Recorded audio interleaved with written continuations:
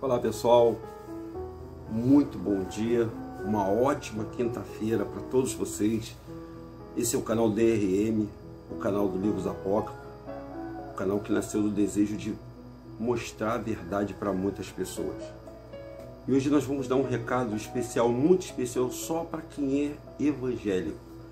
Então a gente vai falar algumas coisas que os evangélicos praticam, que eles deveriam repensar o que eles estão fazendo. Tá bom, pessoal? Então nós temos 3 itens que eu havia prometido falar nessa data, sobre o batismo, sobre a Santa Ceia e sobre o dízimo. São 3 coisas que a igreja evangélica pratica. As palavras dízimo, batismo e Santa Ceia, de alguma forma elas estão dentro das Escrituras Sagradas. Elas estão lá dentro da Escritura Sagrada. Porém, tem que ter um detalhezinho, só um detalhezinho. Nós temos que ler com atenção. Você já ouviu falar os advogados? Quando eles nos instruem, a gente tem alguns contratos que tem umas cláusulas pequenininhas, aquelas que você tem que botar uma lupa para poder enxergar. Vem um contratozinho, acho que todos vocês já fizeram isso. Pegaram um contrato, olharam o contrato e do contrato tem as partes principais de letras grandes, de garruchos, né? Letras grandes, e embaixo tem as cláusulas que você não sabe o que está escrito ali. Isso não é só para contratos, também para quando você compra um eletrodoméstico, como uma televisão, você tem lá a garantia.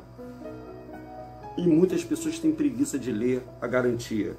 Ou pegar quando você comprou e ler com atenção as instruções que tem para montar o utensílio, né? Ou o eletrodoméstico que você comprou. Isso é só para você ter uma noção de que tudo a gente tem que ir com calma, a gente tem que observar com calma. Vamos falar primeiramente do batismo, para todos vocês que são cristãos. A palavra batismo, ela foi introduzida dentro da Bíblia do João Ferreira de Almeida, propositalmente. Não era o nome batismo, era banho. Banho, não batismo. O batismo, ele faz uma analogia a João Batista. Primeiramente, o nome não era João Batista, é Eonan Canã, o nome do personagem. Mas por que eles mudaram o nome intencionalmente para João? Porque João é uma palavra abrasileirada e muito fácil. Aliás, você vê um montão de João aí no meio da rua. Se você perguntar, o nome do meu irmão é João. João Eduardo. Mas o nome do João não era João. Porque eles transliteraram o nome de Eonan Canã para João Batista.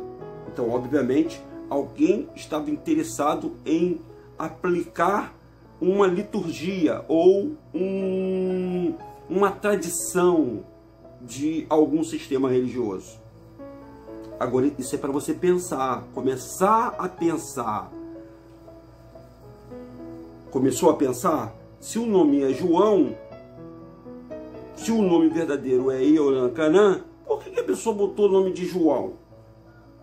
Era só João, era só Eonan Canã que realizava o banho dos hebreus. Por que o banho dos hebreus, gente? Vamos lá. É porque essa história ela é um pouco comprida, mas a gente tem que falar a verdade para todos vocês. O povo hebreu tinha uma tradição de aspergir sangue. Lembra do cordeiro, do sangue do cordeiro no Egito? Lembra?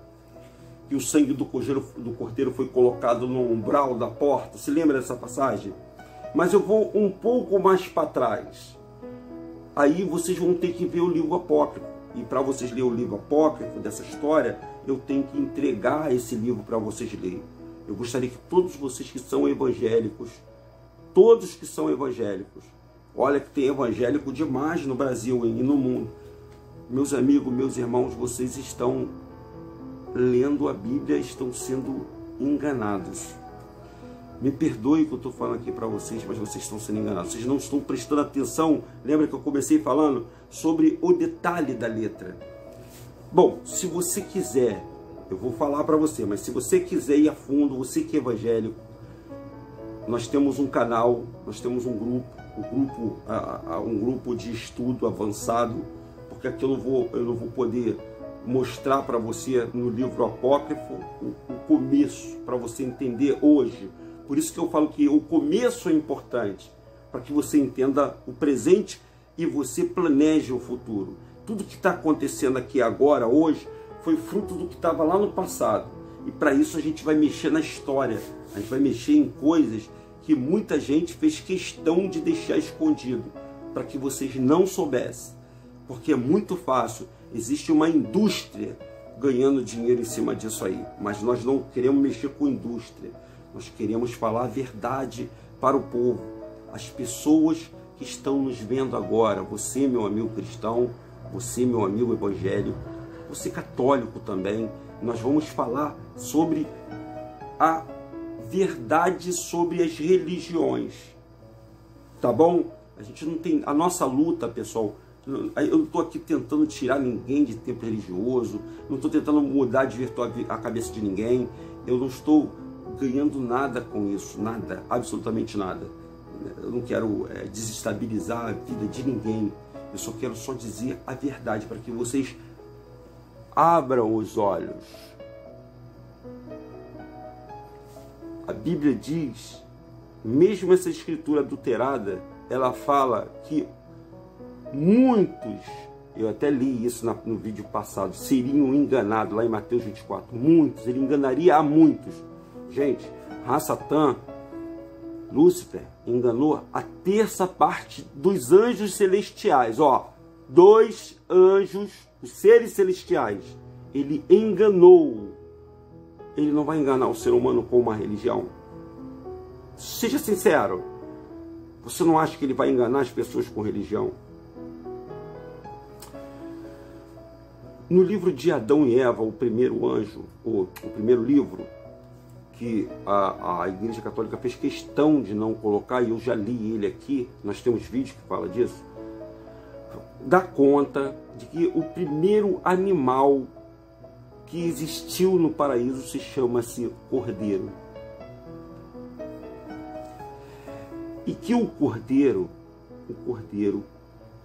foi o primeiro animal a ser sacrificado por Adão e Eva. Eles sacrificaram o cordeiro para pegar a lã para o corpo deles. E o sangue deste animal, Adão viu o sangue como se fosse um ritual. Adão foi lá, pegou uma pedra e cravou na cabeça desse animal, a pedido do próprio Yahushua, cujo nome vocês conhecem como Jesus. O próprio Jesus pegou e pediu para Adão, falou para Adão, depois que Adão pecou, ele não estava nu, então ele precisava se vestir, não foi? Mas ele teria que praticar, para ele se vestir, ele tinha que praticar um ritual. E qual era o ritual? Vou falar ritual para você entender. Ele teria que matar, ele teria que tirar uma coisa que significaria para ele muito. E o único animal que eles tinham de estimação era o cordeiro. Quando eles saíram do paraíso, o único animal que eles tinham, que eles levaram de cordeiro, era um cordeiro. Por isso você vê aquele filme Une, A Caverna do Dragão, já viu? Já viu que aquele cabritinho, ele está sempre com aquela criancinha? Então, esses desenhos, pessoal, eles sempre têm uma mensagem escondida ali dentro deles. Ele não pega aquele cabritinho, aquele menino, e tenta de todas as formas salvar aquele cabritinho, porque aquele cabritinho é daquele mundo. Ele é que é do mundo do nosso humano, mas ele tenta carregar aquele cabritinho e sempre estão ficando lá por causa de... Tem episódios que eles ficam lá dentro por causa do cabritinho. Então esse cordeirinho, Adão amava ele. E como Adão é uma representação do próprio Deus Altíssimo aqui na Terra, que é a criatura do Criador, Adão fez o seguinte sacrifício: ele matou o animal, pegou a pele, colocou a pele, a carne ele comeu para se alimentar. Foi o primeiro animal que o homem experimentou comer. O homem comeu o cordeiro. Agora tu vê que coisa difícil, né? Adão matar o bicho, tirar a pele do bicho, tirar o sangue do bicho e comer a carne do bicho. Você imagina como Adão ficou. Ele matou um cordeiro inocente. Isso ele estava dizendo que o homem iria matar o cordeiro de Deus para a humanidade. E o homem assim o fez. O homem assim o matou. Essa tradição, ela foi passada para os filhos descendentes de Abel. Depois de Abel veio Sete, depois de Sete veio Enos, depois de Enos veio Cainã, depois veio Malalael, Jared, e aí até chegar Noé. Essa tradição veio carregada para cá. E de Noé para cá veio para as 12 tribos. Só que quando chegou nas 12 tribos de Israel, as 12 tribos de Israel, ou seja, as 12 tribos descendentes dos filhos de Jacó, eles pegaram esta informação e só uma tribo era responsável pelo sacerdócio, por executar ações sacerdotes desse banho de aspersão, esse banho de sangue. Já quando chegou nas 12 tribos, já era banho de sangue, pessoal. Você tem noção? Eles pegavam o cordeiro, então a pessoa que tinha pecado, eles aspergiam sangue sobre os hebreus. E essa tradição veio crescendo até o tempo em que o Salvador veio cumprir a promessa para Adão. E nessa promessa para Adão, quando ele chegou aqui no nosso planeta, quando ele chegou aqui na nossa terra, ele convidou um homem chamado Ionan Canã, que é o qual ele fala que ele conheceu Ionan Canã, que é João Batista no ventre de Isabel, e que quando a Maria, que é o nome, eles trocaram o nome todo, chegou próximo a Isabel, as barrigas tremeram, como uma apresentação que um ia apresentar o outro, um ia quebrar um ciclo da lei, e o outro ia colocar o novo batismo, o novo arrependimento. E aconteceu dessa forma. Ionan Canã, que é João Batista, que vocês conhecem, estava no Rio Jordão, tomando banho. Um pretinho tomando banho, onde todos os outros pretinhos religiosos, os religiosos, estavam todos sujos de sangue, porque a coisa era tão fétida, era tão ruim, que todos os hebreus que estavam com sangue, eles eram tão fiel, eles queriam tanto chegar ao perdão, que eles tomavam banho de sangue em cima de sangue. E os sacerdotes, que muitas das vezes eram os escribas e eram os fariseus, eram os religiosos, eles amavam essa prática, porque as pessoas, como iam se consultar com eles pregavam, esses doutores, né? Essas pessoas responsáveis por guardar a lei mosaica, a lei de Moisés, eles praticamente obrigavam essas pessoas a cumprir aquele ritual. Está começando a entender? E João Batista estava no meio do Rio Jordão. O Ionan Canã estava no meio do Rio Jordão. Ah, pode procurar o nome dele, tá? Vocês procurem essa história para vocês entenderem ela, para vocês compreenderem. Uma certa religião pegou esta passagem e transformou ela em um ritual. E pior, adulteraram aquela passagem que diz que aquele que crê e se batizar será salvo. Essa passagem é adulterada. Não está dizendo assim, aquele que crê e se batizar. Não está isso na original. Mas a tradução foi feita intencionalmente para falar desse episódio que eu estou contando para vocês. E vocês podem comprovar isso, tem como comprovar isso. E João Batista, que não era João Batista, era Ionan Canã, pregava contra aquela falsidade de religião, da mesma forma como eu estou falando para você aqui agora, só que eu tenho que usar palavras que você entendam, que seja fácil de ouvir. Por isso que demora um pouco. Nós já estamos com 16 minutos, só tenho 20 minutos para poder falar sobre isso. Eu vou estender mais um pouquinho, porque eu quero falar sobre os 3 itens hoje. Então vocês entenderam, gente, o que aconteceu lá naquele evento? João Batista ou Eunacarã estava tomando banho lá e falou: ó, pessoal, arrependei-vos, pessoal. Não é esse sangue que vai libertar vocês. Vocês têm que estar limpo de corpo, cheiroso da consciência. Porque o pecado maior não é a alma, o sangue do cordeiro. Vamos parar com isso. Vai vir um aí que vai morrer. O cordeiro verdadeiro vai vir e vai morrer por vocês. Vai derramar o último sangue de sacrifício. E vocês serão banhados por uma consciência. Consciência pura, pessoal. Pessoal, consciência tem que transformar a mente. Você tem que se transformar em criança. E o que uma criança é? Inocente, sem maldade. Estou sendo claro para vocês? Aí tem um exemplo que é fatídico na mudança do batismo, da mudança da lei para a graça. Na lei, aspergia o sangue, e o sangue era o batismo das pessoas. Elas passavam no tempo de João, que João limpava as pessoas, ele dava banho nas pessoas, para as pessoas terem a consciência limpa, e pegaram essa ação e botaram como se fosse batismo para a libertação do pecado, quando na verdade tem muita gente que desce as águas e continua da mesma forma, errando, pecando, adulterando, xingando, da mesma maneira. Não é que você ainda fala para a pessoa assim, ó, uma vez batizado tu já está salvo. Olha que coisa, pessoal. Não tá, pessoal. Não tá. Não é isso. Ser salvo é o que o Dímaco fez lá do lado do mestre.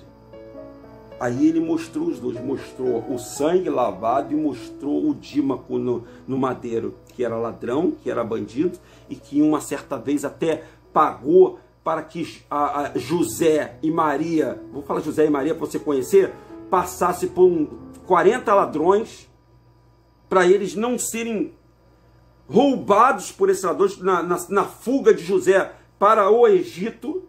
Isso está no livro apócrifo, não está no livro na Bíblia.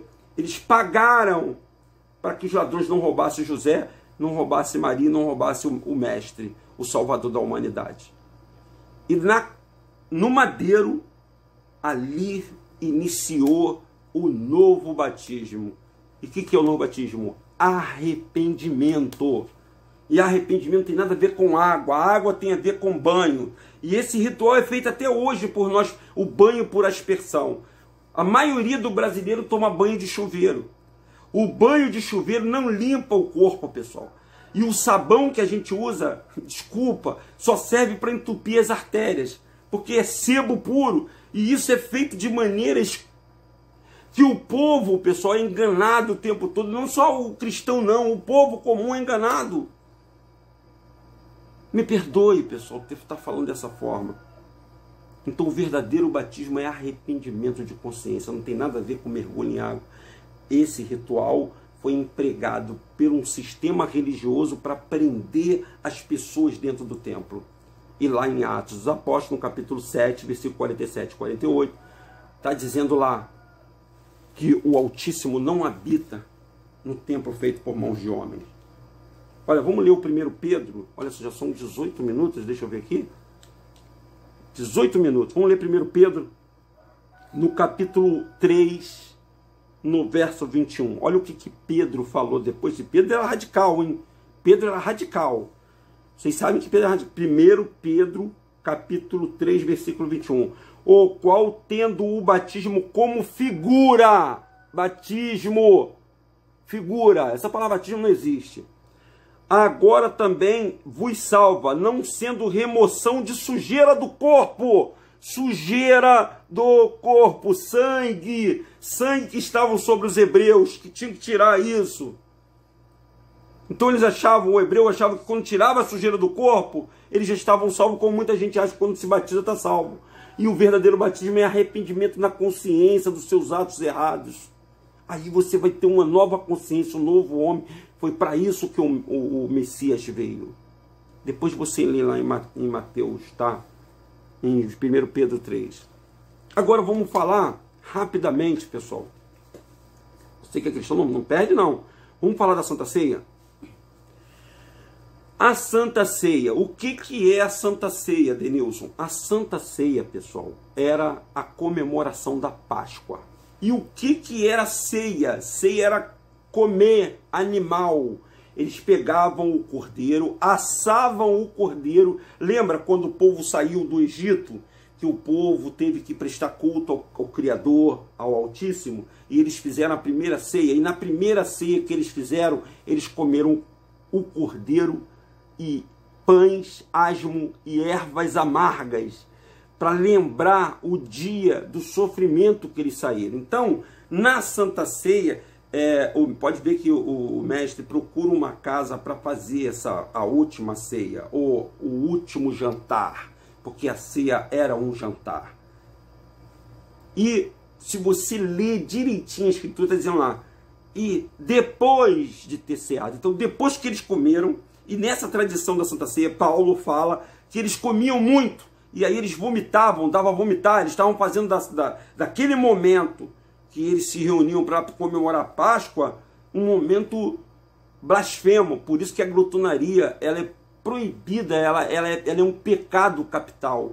Aquela pessoa que come muito, sem ter vontade, come com os olhos e acaba passando mal, então isso é uma glutonaria, isso é um pecado.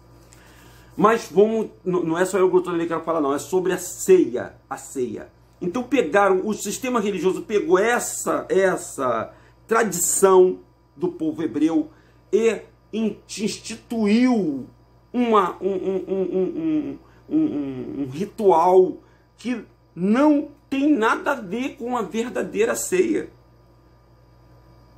A ceia que foi feita para os discípulos, aquela ceia, foi a última feita pelo mestre. Não que nós deveríamos ficar sempre fazendo isso. Por quê? Porque era pães asmos, ervas amargas e a comida do cordeiro. E aí hoje nos templos religiosos você vai lá e pega um pão, um suco de uva que não é vinho.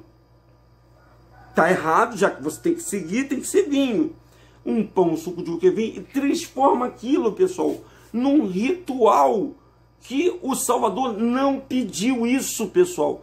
O Messias, o Mashiach, o Yahushua HaMashiach não pediu isso para as pessoas. Mas o batismo já é uma tradição que veio da igreja mãe, que perpetua dentro da igreja evangélica, que os evangélicos temem dizer, nós não somos igual ao católico. É a mesma coisa. Só que o católico batiza criança, o evangélico batiza adulto e não batiza criança. E também não é para batizar nem criança não, porque a consciência, pessoal, começa a partir dos 13, 14 anos. Você vê como é que a Yahushua é tão diferente? Ele mudou. Na lei você tinha que fazer algo material. Na graça é algo espiritual. Você tem que mudar o espírito, a mente, a transformação da cabeça. Tá difícil de você entender? Se você é muito tradicional, sugiro que você sente e leia com atenção, que é o mais importante. E o último, para a gente encerrar aqui com chave de ouro, o dízimo. A palavra dízimo é comida. O que, Denilson? É comida. Os 12 filhos de Jacó, eu vou falar só de Jacó para cá, porque Abraão, ele deu o dízimo também. Mas ele deu o dízimo dos animais que ele tinha, pessoal, que era comida também. No tempo de José já existia dinheiro, tá, pessoal? E no tempo de Abraão também, viu? Já existia dinheiro na humanidade. Então, o que aconteceu? Os 12 filhos de Jacó, na repartição das terras, a tribo que ficou sem terra nenhuma foi os levitas. Então, os levitas viraram sacerdotes. E todos os outros 11 irmãos tinham que pegar parte das terras dele, da partilha dele, e dar para os levitas como dízimo, como forma de compensar essa tribo que era mais pobrezinha. E o dízimo também era dado para a viúva e para o órfão. Só nesse caso. Então Malaquias estava pregando, não era contra o povo. Malaquias 3,10, ele estava falando contra os sacerdotes, contra os escribas, contra os fariseus, que roubavam, aliás, não escriba não, vou fazer uma justiça, os fariseus que roubavam o alimento. E o gafanhoto, pessoal, era gafanhoto mesmo. Era aquele bichinho que não teve uma praga no Brasil aí, da nuvem de gafanhoto. Era gafanhoto para não comer a plantação que era guardada na casa do tesouro, porque a casa do tesouro era onde os levitas estavam. Me perdoe até gritar um pouco, que não é do meu hábito. É porque isso me incomoda, sabia, pessoal? Aí alguns pastores, alguns sistema religioso, não vou falar de pastor, muita gente, obriga as pessoas a dar dízimo. E olha, tem gente que fala, não, eu tenho que dar o meu dízimo. A pessoa tão cega. Não, eu tenho que dar o meu dízimo. Não, se você dá dinheiro, é outra coisa. Mas ali, aquilo que você bota no envelope, escreve lá dízimo, aquilo não é dízimo. O dízimo era feito do povo hebreu, das 12 tribos para a tribo de Levi. E essa passagem está falando única e exclusivamente aos levitas, aos estrangeiros, aos órfãos e às viúvas. Então as 12 tribos teriam que pegar e doar para essas pessoas. E hoje, um pastor, ou um padre, ou que monta um negocinho, que fala que a igreja, eu já falei que em Atos 7, 47, 48, ele pregou contra esse templo aí. O próprio Messias falou que esse templo seria, quando ele olhou para o templo, ele falou assim, esse templo vai ter de ser demolido, mas esse templo aqui, ele vai ser demolido, em 3 dias ele vai se ressurgir. E eu vou falar de novo para vocês, todos esses templos que existem no mundo, eles vão cair. Todos. Porque Yahushua não é a mentira, ele é a verdade. E há um sistema enganando as pessoas, tirando o foco das pessoas. Mudaram o nome do Salvador e inventaram liturgias, tradições que não te levam a nada. Ah, Deus, mas eu dou o dízimo e sou abençoado. Quem é o Deus do dinheiro, pessoal? Quem é que está lá na sua nota lá do dinheiro? Eu já falei até uma vez sobre isso, né? A deusa ninfa Eco da Grécia. Dinheiro, pessoal, não é a moeda do nosso Criador. E aliás, o Criador falou, de graça recebeste, de graça dai.